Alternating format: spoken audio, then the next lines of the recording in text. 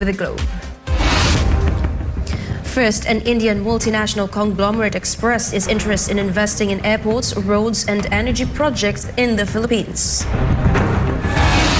In the United States, presidential son Hunter Biden indicted for lying and illegal gun possession following the collapse of a plea deal.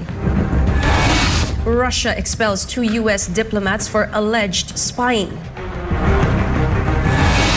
In Thailand, Pita resigns as the leader of Thailand's Move Forward Party. And China's Xinjiang region showcases another architectural wonder, the ruins of the ancient city of Jiaohe. Our SMNI correspondent Jade Calabrosa will take us there later on.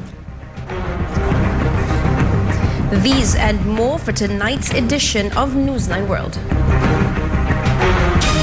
And for our first news, President Ferdinand Marcos Jr. is continuously meeting with various business groups in Singapore in the middle of the 10th Asia Summit. Meanwhile, an Indian-based multinational conglomerate is interested in investing various projects in the Philippines. Sigrid Castañeda files this report. At the 2023 Asia Summit in Singapore, President Ferdinand Marcos Jr. met with the leadership of the GMR Group, an Indian multinational conglomerate, to discuss the Marcos administration's Build Better More program. India's GMR Group has expressed interest in investing in the Philippines, particularly in airports, roads, and energy projects. GMR Group top executives met President Marcos Jr. in a courtesy call at the Marriott Hotel in Singapore on the sidelines of his attendance at the 2023 Asian Summit. GMR officials said they will provide long-term solutions to the Philippines, especially in infrastructure and energy. Meanwhile, President Marcos lauded the achievements of the GMR Group and expressed hope that the Indian firm will participate in developing the Philippines in the areas of airports, roads, and energy infrastructure. President Marcos mentioned to senior GMR officials that the government's push to build basic infrastructure is part of the administration's economic agenda to promote development. PBBM expressed hope that GMR will be able to apply all its experience and expertise to various large-scale projects. Regarding the Sangli Airport, Leonidas Virata, the CEO of Cavitex Holdings, the local partner of GMR and the head of the Sangli Consortium, said that the Indian firm sees the potential of Sangli to solve airport congestion issues in the Philippines. Meanwhile, the CEO of Cavitex Holdings announced plans to start Sangli construction next year and that they are just waiting for government clearances before starting the groundworks. The consortium will try to complete the runway within 5 years. Aside from its interest in Sangli Airport project, GMR is one of the 5 potential bidders who purchased bid documents last September 13 for the 170.6 billion pesos NAIA public-private partnership project. The Indian firm has spent 11 years in the Philippines operating Mactan and Clark airports. The GMR Group consists of several companies including GMR Infrastructure, GMR Energy, GMR Airports, and GMR Enterprises. It also has operations in Indonesia and Turkey. Reporting this has been Sigrid Castañeda, SMNI News. The Philippine Olympic Committee has issued a call to China ahead of the upcoming 2023 Asian Games in Hangzhou. The details from MJ Mondihar. Team Philippines is all set for the upcoming 2023 Asian Games in Hangzhou, China. According to Philippine Olympic Committee o POC President Bambol Tolentino, the Philippines will send its largest delegation to the Games. We will be sending 396 athletes. The Philippine team will participate in 40 sporting events, and the POC is optimistic about securing numerous victories in individual games. This remains true even though star gymnast Carlos Yulo will not be able to compete due to scheduling conflicts. However, the world's number 2 pole vaulter EJ Obiena has committed to the event, as has weightlifter Hidilyn Diaz. Team Philippines also has high hopes for surprise performances in track and field and boxing. Ang boxing po sa Asian Games will be qualifying for Olympics. Kaya kailangang pagbubutihin po nila to sigurado. The Philippines is also expected to perform well in esports and will not back down in martial arts, golf, and swimming. But how will the Philippine men's basketball team fare in the Asian Games, especially after Gilas Pilipinas' recent campaign in the FIBA Basketball World Cup. Basketball, we're still waiting for the result of our appeal. So other players can, if they will be allowed to play. China is hosting the 19th edition of the Asian Games. Despite ongoing tensions in the South China Sea, our delegation is hoping for fair treatment. Hopefully, magandang treatment sa atin ng host country, especially on sports with the judgment on judges. Mga ganong ibang scoring, so mabigat as a host. No? We'll pray for that.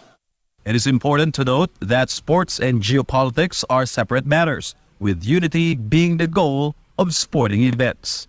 You know, sports unify people and unify everything. Sports is a different story. Malacanang Palace on Monday will throw a send-off party for all of the delegates that will be participating in the 19th Asian Games. The Games will take place from September 23 to October 8. For Ganababal of Philippines, I'm Jay Mondihar, SMNI News. Meanwhile, several countries in the Middle East expressed their solidarity and offered assistance to the victims of the deadly earthquake in Morocco and the devastating floods in Libya. Gratero Omori reports. Two disasters struck North Africa in 3 days, leaving thousands dead and scores more missing in the region. On September 8, a 6.8 magnitude earthquake struck Morocco's High Atlas mountain range just before midnight. Morocco has witnessed the most powerful earthquake in more than 100 years. The death toll was already surpassed 8,000 as figures continue to rise. On September 10, Storm Daniel peaked in northeastern Libya, with the deadly floods to have claimed the lives of more than 11,000 people and over 10,000 others unaccounted for. However, officials estimate that as many as 20,000 people died in the catastrophic floods. Amid the devastating tragedy, assistance and solidarity poured from Saudi Arabia, the UAE, Egypt, Algeria, Jordan, Iraq, Kuwait, Tunisia, and Turkey for the affected families and victims in Morocco and Libya. Aid from regional states has started arriving in both countries, including China, the United States, and Europe. Reporting from Dubai, this has been Gratero Omori, SMNA News, United Arab Emirates. Hisahito, the Prince of Japan, tests positive for COVID-19. Natsumi Kojima reports. Japanese Prince Hisahito, second in line to the imperial throne, tests positive for COVID-19. Emperor Naruhito's nephew has a high fever and will be resting at his residence until Monday. The prince's parents, Crown Prince Fumihito and Crown Princess Kiko, tested negative for the said disease. The prince is a second-year student at the senior high school in Otsuka, University of Tsukuba, and has become ill after coming home from school but tested negative for the illness at that time. When his sickness persisted, he retook a COVID-19 test and the infection was confirmed. Meanwhile, a press conference of the Crown Princess and Crown Prince at the Akasaka Estate in Tokyo for the official visit to Vietnam at the end of the month has been temporarily postponed. Ijo Nihon Karakojima Natsumi, News Otsutai Shimashita, SMNI News, Japan. Australia has proposed a stricter law that will prevent former military members from providing unauthorized military training to foreign troops. Sheena Salim has the details. The Defence Minister of Australia has introduced legislation before the Parliament aimed at protecting the country's military secrets. In a bid to protect national security, Australian Defence Minister Richard Marles proposed a law requiring former servicemen, women, and ex-public servants to gain his approval if they want to work for a foreign military or government. The Defence Minister will also have a say regarding how much information they can access. Marles introduced the legislation amid reports that former military pilots living in Australia had worked for a South African flight school training Chinese pilots. Last year, former U.S. Marine Corps pilot Daniel Dugan was arrested in Australia and faces extradition to the U.S. on charges of training Chinese military pilots, accusations he denied as he remains under custody. Once the proposed legislation becomes law, any former defense personnel caught violating the measure could face a 20-year sentence. Australia's Five Eyes intelligence partners, which include Britain, the United States, New Zealand and Canada, will be exempt from the new law. The proposed measure aims to reassure the U.S. and Britain, Australia's partners in the AUKUS nuclear-powered submarine agreement, of its commitment to protecting classified military technology. Meanwhile, a Chinese embassy spokesman slammed the U.S. Air Force for issuing a recent memo warning its members against working with firms engaged in training Chinese military pilots. In response to the U.S. crackdown, the Chinese official warned Washington to avoid making broad generalizations, misusing the concept of national security and damaging the reputation of these relevant companies. Reporting from New South Wales, this is Sheena Salim, SMNI News, Australia. A spokesman for the Foreign Ministry of Iran slammed the presence of U.S. troops in the Middle East as damaging to regional peace and stability. Melchizedek Cadiz reports. In a recent press conference in the capital, Tehran, Iranian Foreign Ministry spokesman Nasser Kanani condemned the United States for only serving its own interests and demanded that the U.S. troops withdraw from the Middle East as soon as possible. According to the spokesman, the U.S. military presence in any region or country, including the Middle East, failed to contribute to peace and stability, but instead built and aggravated tensions in those places. In July 2015, Iran signed a nuclear deal with world powers, formerly known as the Joint Comprehensive Plan of Action, or JCPOA. Under the deal, Iran has agreed to impose measures limiting its stockpile of uranium, critical for the creation of nuclear weapons, and reduce the number of its gas centrifuges for 13 years in exchange for the removal of U.S. sanctions in the country. Former U.S. President Donald Trump, however, withdrew from the deal in 2018 and reimposed its unilateral sanctions on Tehran. There is still no significant breakthrough since the last round of talks ended in August 2022. Negotiations are also underway for a prisoner swap deal wherein 5 American prisoners will be set free in exchange for 5 detained Iranian citizens and the release of $6 billion worth of frozen funds. Reporting, this has been Melchizedek Cadiz, SMNI News, Kuwait.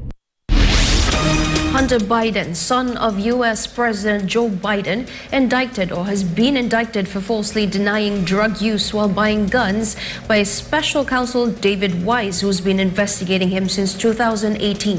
Verhil Parba has the details. Federal prosecutors indicted Hunter Biden on September 14 on charges of making false statements and illegally possessing a firearm following a plea deal that collapsed in July. These charges stemmed from an incident that happened 5 years ago when Hunter Biden purchased a revolver in Delaware while admitting to heavy drug use. The indictment includes 2 counts of making false statements. Hunter Biden, 53 years old, allegedly misrepresented his drug use on the forms he filled out when purchasing the firearm. In addition to these false statement charges, he also faces a 3rd charge for illegally possessing the gun. This is the first time that a son of a sitting U.S. president has been indicted on federal criminal charges. If convicted, these charges could potentially result in up to 10 years of imprisonment on each of 2 counts of making false statements and 5 for possessing it as someone with drug addiction. The charges were filed by Justice Department Special Counsel David Wise, who has been investigating Hunter Biden since 2018. The presidential son's indictment comes after a plea deal between him and Wise fell apart earlier this year. To recall, the earlier deal reached in July, Hunter Biden had agreed to plead guilty to 2 minor tax charges. In exchange, he would have received probation as he had already settled his tax obligations and penalties. Moreover, the felony gun charge would have been suspended if Hunter Biden completed a pre-trial diversion program, which typically includes counseling or rehabilitation. However, the plea deal fell apart due to disagreement regarding whether Hunter Biden would be immune from any charges related to his business dealings in countries like Ukraine and China, which were also under investigation by the special counsel. The tax charges were dropped. However, David Wise indicated that new charges might be brought in other states too. Reporting, this has been Virgil Parba, SMNI News. A body cam footage caused outrage after a cop was heard laughing while talking about an Indian student who died after getting hit by a police car. The said cop was also heard saying that the student, and I quote, has limited value. Sarah Santos files this report. I think she went up on the hood, hit the windshield, then when he hit the brakes, flew off the car. But she is dead.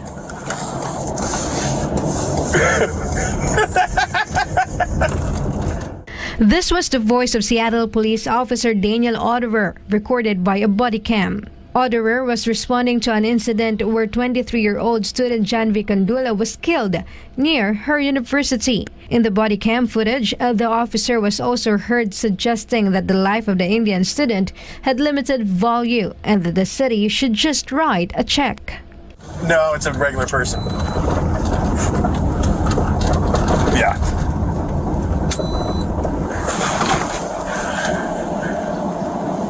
Yeah, just write a check. Just,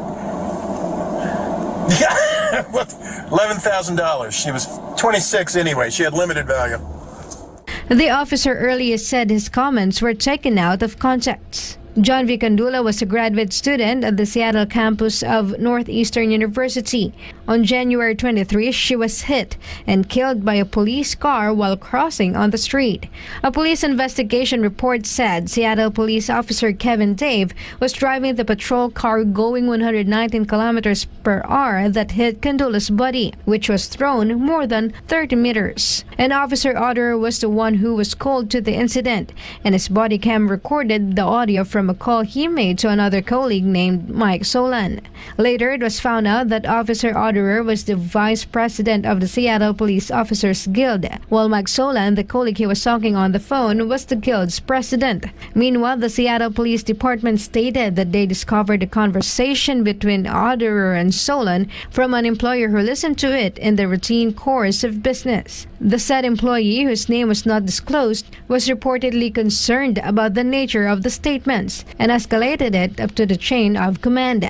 The issue was handed over the Office of Police Accountability to investigate police misconduct. The video earned massive outrage. Meanwhile, Jiaohe Ruins' family stated that they are saddened to hear insensible comments from the officer on the body cam footage. The Indian consulate in San Francisco also demanded an investigation. Jiaohe Ruins arrived in Seattle from Bengaluru, India in 2021 to receive a master's degree for Science and Information Systems at the College of Engineering. She was supposed to graduate in December of this year. But she is dead.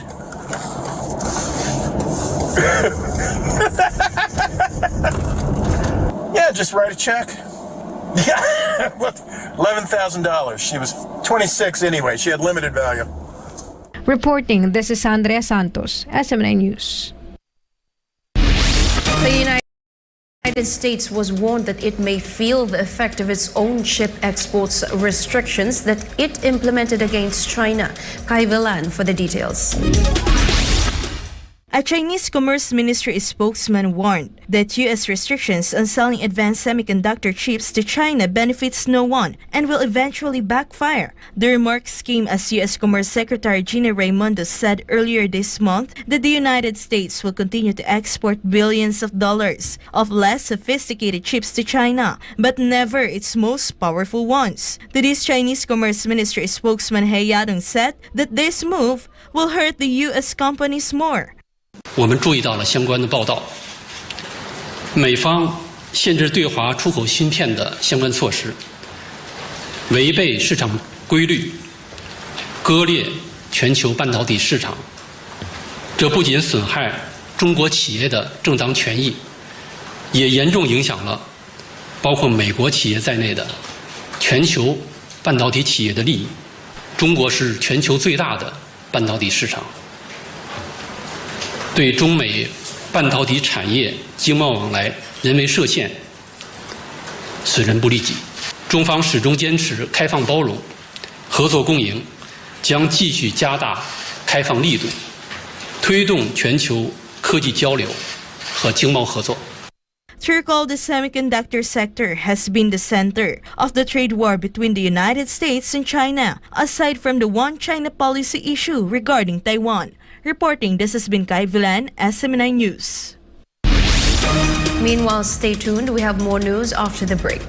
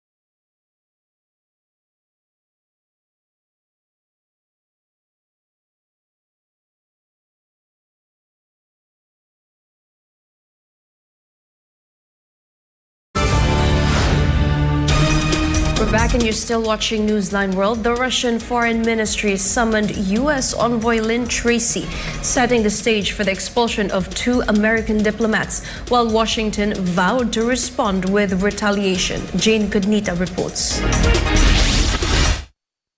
Russia has kicked out 2 American diplomats, accusing them of collaborating with a spy. The diplomats Jeffrey Silin and David Bernstein allegedly had contact with a Russian who worked for the U.S. mission and was seen as an informant. Russia gave the U.S. 7 days to send them home. The Russian citizen, Robert Shonov, worked for the U.S. Consulate General in Vladivostok for more than 25 years until 2021, when Moscow ordered the consulate staff's dismissal. In a video confession, Shonov admitted that Silin and Bernstein asked him to gather information about Russia's actions in Ukraine, the annexation of new areas, military preparations, and the 2024 presidential election. U.S. State Department spokesman Matthew Miller claimed that Russia's action was wholly without merit and that Washington will respond accordingly. He also mentioned Russia's ongoing harassment of embassy staff and its own citizens. Meanwhile, the Foreign Ministry of Russia stated that, quote, unlawful activity by the U.S. diplomatic mission, including interference in the domestic affairs of the host state, is unacceptable and will be stopped with determination. Both countries have been doing this to their diplomatic representatives for years. It began when former U.S. President Barack Obama started shutting down consulates after accusing Russia of interfering in the 2016 presidential elections. Russia then retaliated in July 2017. Reporting, this has been Jane Cognita, SMNI News. Chinese President Xi Jinping hailed the ironclad friendship between China and Cambodia during a bilateral meeting in the Chinese capital of Beijing on Friday. Anisa de Guzman tells us more. China and Cambodia pledged to maintain their strong bilateral ties as Cambodian Prime Minister Hun Manet visited the economic powerhouse for a 3-day official visit. The trip marks Hun Manet's first official trip abroad as Prime Minister since succeeding his father as the new leader of Cambodia in August. In front of Chinese and Cambodian officials, President Xi Jinping praised the 45-year-old leader for choosing China as his first destination as Prime Minister. Hun Manet, for his part, assured that the Cambodian government will strengthen its friendly relationship with China as part of its foreign policy. Both sides pledged stronger cooperation in law enforcement, security, and industry. The 4-star general is officially visiting China from September 14 to 16. Cambodia and China's friendly ties endured for the past 65 years, which became stronger under the leadership of former Cambodian Prime Minister Hun Sen. Di siya Anisa de Guzman, Rangan Chakuntep Hanakon, SMNI News, Protetay, Sawadika. Meanwhile, the leader of a well-known political party in Thailand resigned from his post months after winning the general elections but was unable to form a government due to opposition from conservative legislators. Chatmongkon Pizamay goes on reports. Pita officially stepped down as leader of the Progressive Move Forward Party on Friday amid failed attempts to get elected as the 30th Prime Minister of Thailand. The Constitutional Court suspended him from his MP duties pending its ruling on whether he violated the law by running for office while holding shares in a now-defunct media company owned by his family. The suspension banned him from being elected as Prime Minister and as opposition leader. As a result, he decided to resign so that another member of the parliament would be able to fulfill the duties of an opposition leader, which he described as necessary in the parliamentary system due to its role in performing checks and balances in the government and pushing for changes that are missing from the government's policy. He led the Move Forward Party from March 14, 2020 to September 15, 2023. The 43-year-old promised to make changes in the constitution, particularly the less majesty law, once he became the prime minister, which caused him to be blocked by legislators supporting the military and the royal family. Former Allied and real estate tycoon Sarah Santos was declared the new Prime Minister of Thailand in August, which ended months of political deadlock. Sarah was one of the prime ministerial candidates of the Pita party, which ended its coalition with the Move Forward party in early August. รายงานจากราชบุรี นายชัดมงคล พิสมัยโกศล SMNI News ประเทศไทย สวัสดีครับ The SMNI news team visited the oldest city in the world, found in Xinjiang, China, and this architectural wonder was said to be made of adobe. Our correspondent Jade Calabrosa will take us to the ruins of the ancient city of Jiaohe.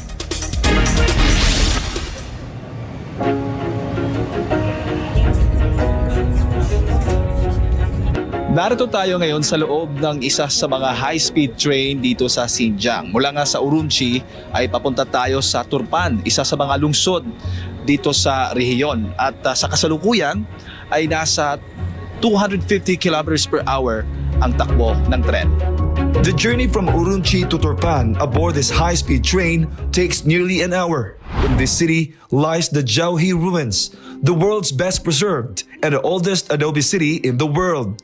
Thousands of years have passed, but the city's layout remains intact, including its roads, government offices, temples, pagodas, and alleyways, all within the Jiaohe ancient city. Many tourists wish to visit this place because it offers a unique opportunity to witness ancient China and the history of the region through the remaining structures and other architectural remnants from Vigan eras. Jiaohe ancient city in Turpan has a dry climate and low rainfall. The yellowish soil found here is high in calcium. It forms a gel-like substance when wet and hardens further when it dries. This unique soil composition has preserved the ancient city for over 2,000 years, preventing its decay. The term adobe architecture refers to buildings constructed from uncooked materials like digging a garden directly from the earth and forming walls directly from it. This earthen city was established between the 2nd century BC and the 5th century AD, experiencing significant developments during the northern and southern dynasties and reaching its zenith during the Tang dynasty. About 1,000 years ago, this architectural wonder served as the headquarters of the Anshi Protectorate, the highest military institution in the western regions during the Tang dynasty. This ancient city without walls is a rare treasure in the world because it has been perfectly preserved. As a renowned world's most perfect ruin, Jiaohe ancient city holds genuine historical relics with no elements of fabrication. In 1961, it was designated as a National Key Cultural Relic Protection Unit. In 2014, Jiaohe ancient city was included in the Silk Roads, the routes network of Chang'an-Chanshan Corridor, on the UNESCO World Heritage List for serving as a key passage on the ancient Silk Road and a communication hub among various cultures. Reporting from Turpan, Xinjiang, China, for God and my beloved Philippines, this has been Jade Calabroso, SMNA News.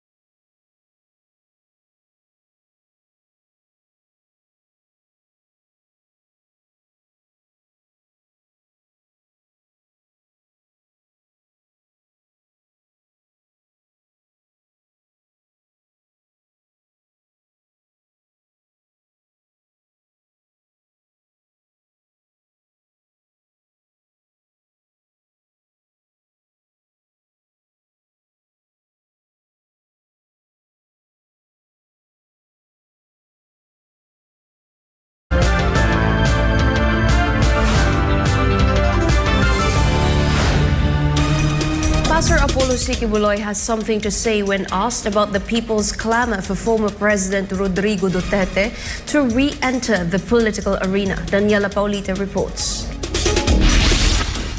It will be considered a blessing for the Filipinos if former President Rodrigo Duterte returns to politics. This is what Pastor Apollo Sikibuloy of the Kingdom of Jesus Christ said in his Give Us This Day program this Wednesday. It would be a blessing to the Filipino people if the President can somehow go back and in any capacity serve the people again. But you know, he's been president. He served the Filipino people for a long time. And, well, we'll be so glad to, at least in a way, if he can be convinced to do that. This comes following a meeting of several former high-ranking government officials, including former President Gloria Macapagal Arroyo, former Senate President Tito Soto III, Senator Christopher Bongo, and Duterte himself. Arroyo also confirmed that she is encouraging Duterte to be active again in politics. But according to Pastor Apollo, this decision still is up to Duterte on whether he can play the role of an active politician. It's up to the President. He knows his capacity, he knows his health, where he can still be able to do the task of being an active politician in any capacity. The good pastor said he would respect Duterte's decision and that Filipinos will continue to support the former president. The bottom line is rest with him. If he decides to do so, the Filipino people will be happy. If he decides not to do so, the Filipino people will be praying for him and his health, that he may be given a long life by the Almighty Father. For God and my beloved country, this has been Daniela Paulita, SMNI News. Pastor Apollo Sikibuloy raised concerns over the possible consequence of Kim Jong-un and President Putin's meeting in Russia. Let's find out more from Hannah Jane Sancho. Pastor Apollo Sikibuloy of the Kingdom of Jesus Christ sees North Korean leader Kim Jong-un's visit to President Vladimir Putin as a dangerous step. In his program Give Us This Day on Wednesday, Pastor Apollo revealed that this could potentially be the catalyst for the start of the Third World War. This comes in light of reports suggesting that the primary reason for Kim's visit to Russia may be related to concerns over potential supply of weapons, which has raised alarms among Western nations. So, may mga reaksyon yan eh. Kung anong ginagawa ng isang kalaban mo, kung maaari mong gawin, gagawin mo rin. So, ngayon, nagtutulungan na sila. Papunta na ito sa tinatawag na World War III. Malaking tribulation ito. Ito yung magiging mitsa. Kung hindi ito mapigilan, ito magiging mitsa ng Third World War. According to Pastor Apollo, it is relatively easy to transport these weapons, especially if Russia requests it, as North Korea is connected to mainland China, and they can route them through there to reach Russia. Pumupunta si Kim Jong-un sa North Korea because North Korea na connected yan sa mainland China. Through China, papunta na ng Russia yan, boundary lang eh. Nagte-train lang yan. So kung mag-supply ng armas yan, hindi na mag-aeroplano, by train na lang. Underground pa. Hindi wala nang hinto. Naku, matindi to. Di ba? Si Kim Jong-un pa naman, palaban masyado. According to the good pastor, in order to halt the escalation of the situation, it is necessary to cease the supply of war weapons on both sides, especially in Ukraine, which has long been receiving arms from Western nations. He said it is also possible that not only North Korea, but also Iran and other countries allied with Russia will assist in supplying weapons to Moscow. So, mga malalakas na armas na ito ginagamit ngayon eh. At hindi pa nagkakaubusan. Marami ng mga sundalong namamatay both sides by the hundreds of thousands na. Ngayon, kung di pa mapipigilan yan, gagawa rin ng paraan yung kabila tulad ng Russia na bawat 5 segundo ata nagpapaputok na sila ng mga missile sa kanilang multiple rocket launchers sa Ukraine. Tinitira ngayon yung Kiev na. Nagtitirahan na sila sa kanilang mga capital cities. Ako, delikado to.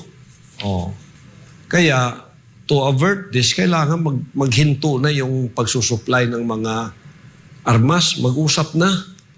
So, matatandaan na una nang nagsupply ang mga kanlurang bansa, Estados Unidos at mga pinagsama-samang bansa sa Europa ng mga armas pandigma sa Ukraine sa simula pa lamang ng military intervention ng Russia sa Ukraine.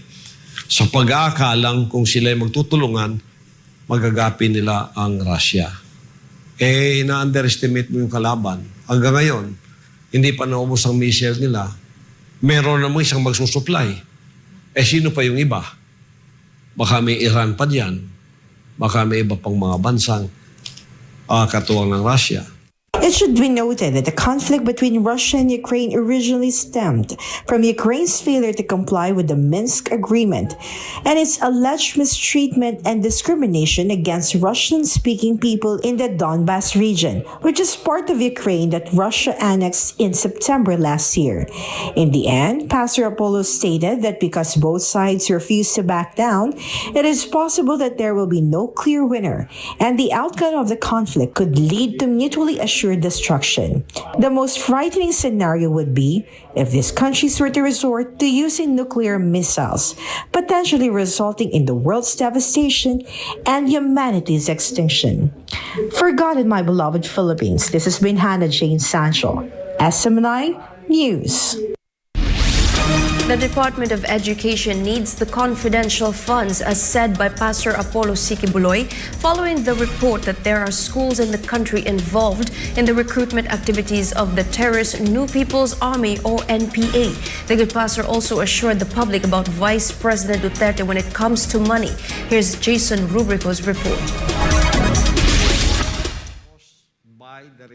In his Give Us This Day program aired live on Wednesday, Pastor Apollo Sikibuloy defended Vice President Sara Duterte against those who are criticizing the confidential funds requested by the Department of Education or DepEd. Pastor Apollo said DepEd, with Vice President Sara Duterte as the secretary, should receive all the confidential funds that they need. This follows a report by Education Undersecretary Michael Poa that 16 high schools in Metro Manila are allegedly involved in the recruitment activities of the NPA. POA further revealed that 12% of the rebels who surrendered from 2016 to 2022 were minors. The DepEd official also said that more than 5,000 minors were discovered involved in drug-related activities from July 2022 to July 2023.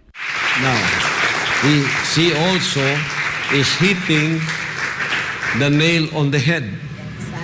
Because this is where the CPP-NPA, NDF, and their cohorts are recruiting students to become NPAs. Activists first, and then they evolve into red fighters. Go to the mountain and die for nothing. That's why she needs all the confidential fund that she requested. This is for the surveillance, in coordination with law enforcement, for drugs activities there in school, and for the recruitment of the rebel group, the CPP-NP NDF terrorist group. Pastor Apollo emphasized that the CPP, NP, NDF are trying to block DepEd from getting the said confidential funds because they know that Vice President Sara is serious about completely stopping the communist terrorist groups from recruiting students in public schools.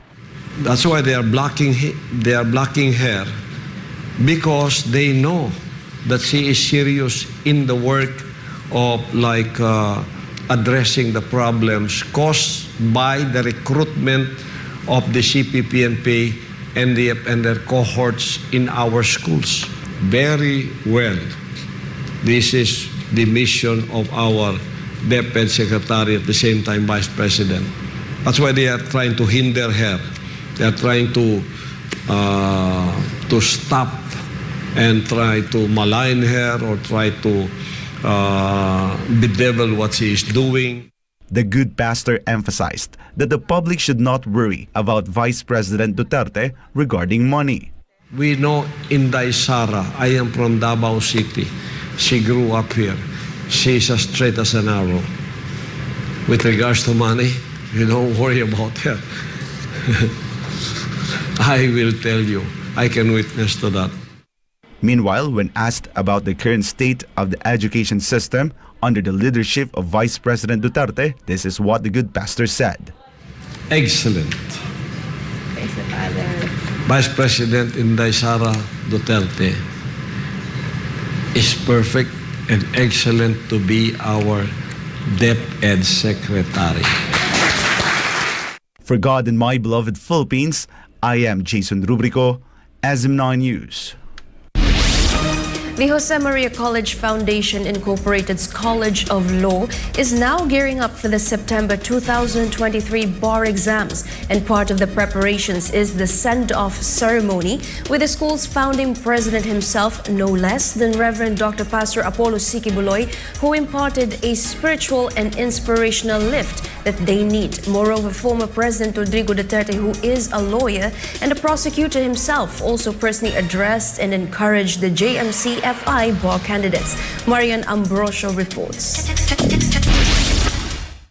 Good evening and welcome to Jose Maria College Foundation Incorporated's The Presidents Are and the JMC College of Law send-off rites for the 2023 bar exam takers. For months now, the Jose Maria College Foundation Incorporated's College of Law has been preparing its students for the much-anticipated 2023 bar examination. Aside from the bar ops reviews, the mock exams, and both physical and mental preparations, the JMCFI College of Law also provides moral and spiritual support. Just days before the big day, the JMCFI College of Law had a send-off ceremony for the 2023 bar examinees. Some of the College of Law bar passers also shared their personal experience on how to hurdle the bar exams. The highlight of the ceremony is the message of the school's founding president, Reverend Dr. Pastor Apollo C. Kibuloy, who imparted to them gems of wisdom they need to get a boost ahead of the grueling bar exams. I stand before you today to impart some gems of inspiration and words of wisdom as you embark on the final hurdle of your journey to become legal practitioners of the country. The bar exams, which is widely recognized as the most difficult licensure examination in the Philippines. In this world, people serve to give service to others only to get a reward in return. But remember, if you go beyond your salary in helping others, as I mentioned earlier, that is the greatest reward that you will ever receive. To quote one famous thinker, everybody, he said, can be great because everybody can serve. Marian lawyers can be great because they have a great heart to serve others. And when you finally become an attorney, ATTY, don't forget GMCFI and the values that you have learned. True success comes from service to others. And when you do something, remember our motto here, you have done nothing except it is excellent. When you do something, do it excellently. But Pastor's gift does not end there. With the help of the Almighty God, you will all pass the bar exam. Kung maging itong pangako ko sa mga barristers natin, pag nag-top notch kayo, automatically meron kayong house and lot, meron kayong bahay at lupa, at meron kayong bagong sasakyan. Pastor Apollo also offered a special prayer for the JMCFI bar candidates as they hurdle their final test of becoming lawyers. Pagpalain po ninyo ang 38 barristers from GMCFI Pagpalain po ninyo na maalala nila ang lahat ng mga natutunan nila dito. Di lamang head knowledge, Panginoon Diyos, kundi yung mga values na instill sa kanila. At sa munting inspirational talk na ginawa ko ngayon para sa kanila, wala po akong hangad kundi sila ay maging successful sa kanilang buhay. Sila ay magamit para sa iba. At sila ay maging pagpapala. They become a blessing to others. They become a blessing to their community. They become a blessing to our beloved Philippines. And they become a blessing to the poor, to the needy, to the helpless, to the hopeless. Father, bless them. Father, put your hands upon them and bless them, that all of them may pass this bar exam with flying colors. I pray this, receive it in the name of our Almighty Father in heaven. Receive these blessings, that you may remember everything that you have studied and that you may do excellently in this bar exam. Receive it right now. Nasa sa iyo na yan. Tangkilikin mo, hawakan mo, at pagpapalain ka ng Panginoon Diyos. Amen. And the words of encouragement by no less than the former President of the Philippines, who is a lawyer and former prosecutor himself, Mayor Rodrigo Duterte. Alam mo, wala talagang sekreto dito sa maging abogado. Meaning, studying and eventually passing the bar. It's, sabi nga ni Pastor, I'd like to adapt his words. It's all sacrifice. There is nothing, there's no secret there. There is no magic formula. Walang iba dyan. Sakripisyo. Aral, aral, aral. If you ask me, memorize, memorize, memorize. On sa bar month, huwag ka nang pumunta sa basic. Yun na at listen doon sa review class. Be punctual. Huwag kang mag-absent dyan. Importante yan. Ngayon, pagdating sa bar month, kailangan i-schedule mo. Listen to the reviewers an yung mga libro nila. Sundin mo lang yan. And yung recent Supreme Court rulings, what you would need immensely is that you are relaxed before the day sa barin. Look for something to while away your mind. Yun lang ang ma-share ko talaga sa inyo. Hard work. At saka, prayer. I'm sure that you will pass. I know that you will pass. I'm very positive. Pero alam ko na papasa kayo. Kaya ninyo yan. Kaya ninyo yan. JMCFI College of Law has an impeccable record in the previous bar examinations. For its first bar exams in 2020 and 2021, it got a 100% pass rate for the first-time bar takers and ranked number 1 out of 61 law schools in the Philippines, with 11 to 50 candidates for first-time takers. Number 4 out of 25 law schools in the Philippines for having an exemplary performance for schools with 11 to 50 candidates. In 2022, the College of Law recorded a 69.64% passing rate and was in top 3 among the law schools with 51 to 100 overall candidates. Meanwhile, Attorney Israelito Torion, the Dean of the JMCFI College of Law, as well as the JMCFI barristers, also expressed their gratitude to Pastor Apollo for his unwavering and generous support to all of them. Pastor, from the bottom of my heart, we are really touched by your actions and your words tonight. We are not only energized, but we are also inspired to work harder for the betterment not only of JMC Law School, but for our students as well and the community in general. You are truly an inspiration, Pastor. You are a model to all of us. You decided to be here with us, the JMC Law community, and because of that, we will return that favor to you by working harder and dedicating ourselves for the betterment of JMC Law community. Thank you. For this year's bar, JMCFI College of Law will have 38 bar takers, and exams in Davao City will be held at the Ateneo de Davao University Senior High School campus from September 17, 20, and 24 respectively. For God and my beloved Philippines, this is Marin Ambrosio reporting for SMNI News. And before we end, may you be inspired with a message of the appointed Son of God.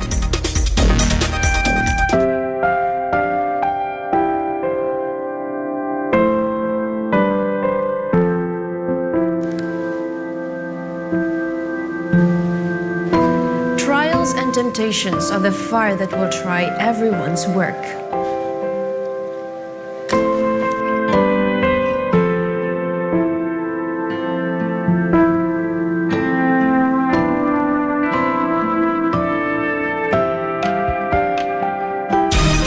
And that's all for today's edition of Newsline World. For more news update, you may visit SMNInewschannel.com or follow us on our official social media accounts on Rumble, Facebook, and Twitter. For God and my beloved country, the Philippines, I'm Sarah Santos. Thank you for watching Newsline World, and thank you to our beloved pastor, Pastor Apollo C. Kibuloy, for the opportunity to be a part of this program. May you continue to listen on SMNI as it delivers nothing but fair, truthful, and balanced news, because SMNI is your source of credible news.